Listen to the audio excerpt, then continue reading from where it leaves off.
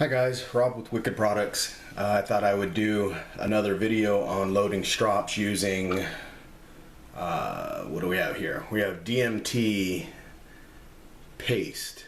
It's a diamond compound, you can get them in packs of 3. They typically come with 6, 3, and 1 micron paste. And if you watched my videos before, we have the DMT diamond spray, 0.5 micron.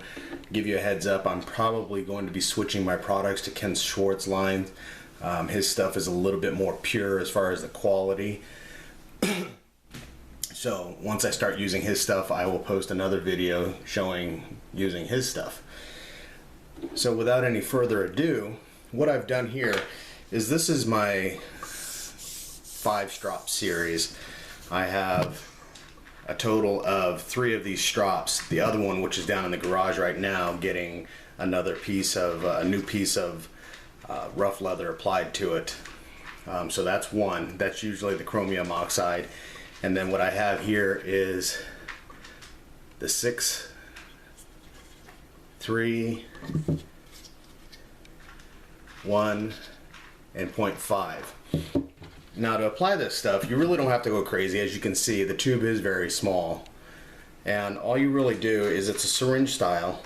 And I usually put 3 or 4, I don't know, quarter size little drops on there. And this stuff goes a long way. And what you're going to do is you're just going to smear this around. You can see the leather changing as far as it's soaking in. I recommend you only use this on a smooth leather side up strop. The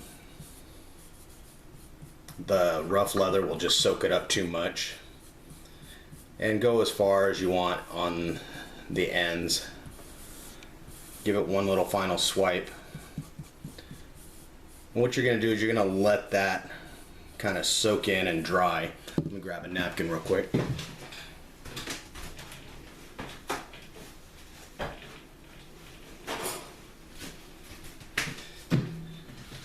And while you're doing this, to avoid cross-contamination of your products, make sure you put the lid back on so it doesn't dry out. I'll move to the number 3 side. Set that on a napkin so that way I'm not getting any contamination from the table. And then we use our DMT 3 micron. Again, little dabs. And then another trick is to pull the plunger back so that way it quits oozing out. Make sure you put the right cap back on. I try to avoid any cross-contamination as much as possible. Adjust some lighting there. And these have been cleaned. You're never going to get them completely cleaned back to, I would say, that leather color. But again, just take a regular pink eraser and erase as much of it as you can off.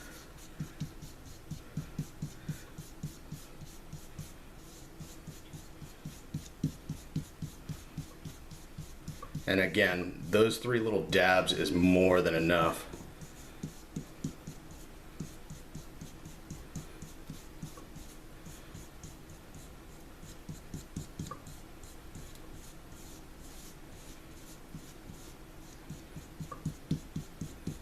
You don't have to wipe off any additional residue that's still on there because it will soak in. Just keep moving it around. What you're doing is you're just basically gently pushing it into the pores of the smooth leather side. Now that one's done. Okay, I'll set that one aside. Napkin.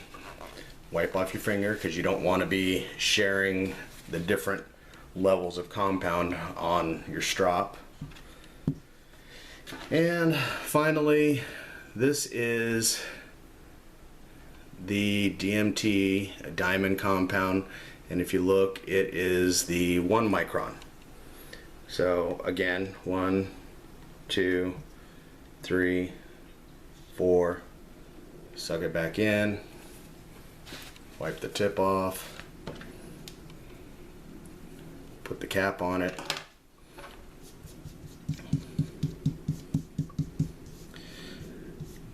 Now, after speaking with Mr. Ken Schwartz, and he is probably the god of sharpening supplies as far as Japanese whetstones and water stones and things like that. He has his own line of paste and sprays. I probably going to change the way I load my strops. Typically I've used a chromium oxide in a bar form, and I've been searching for a liquid form, and after talking with him and his thorough testing, he has come to the conclusion that your bar forms are not 100% proven. He's tested them, and I'm going to try his product line, and everybody I've spoken to who's used it has said they have been more than happy with it, and they get awesome results. So that's our 0.1 side, or no, that's our 1 micron side. Again, now take the napkin, flip it over, because you got to remember we had our 6 micron here at one point. The diamond spray, it's almost time for me to order some new stuff, but again, I'm probably going to try the Ken Schwartz line. These little bottles, they have a tendency to clog the tip, or not the tip, but the little plunger here tends to get stuck in the down position every time you spray it. So I have to pull the cap off, pull the plunger up, spray it again. Shake it thoroughly, make sure you mix it. And as far as spraying it, just a light mist. See what I mean? Pull the plunger up.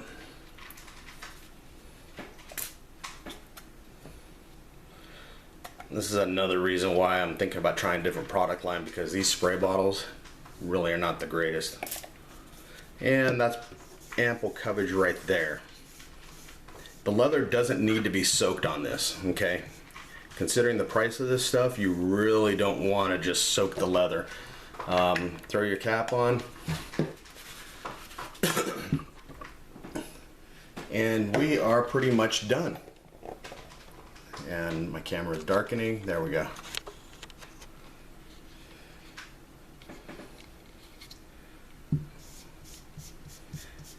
And you don't want to use these immediately. You want to let these soak in. I'm not going to say dry out, because they're not drying out. Another thing, guys, as far as my recommendation, and again, it's just a recommendation, it's what works for me. Move this camera up so you can see me.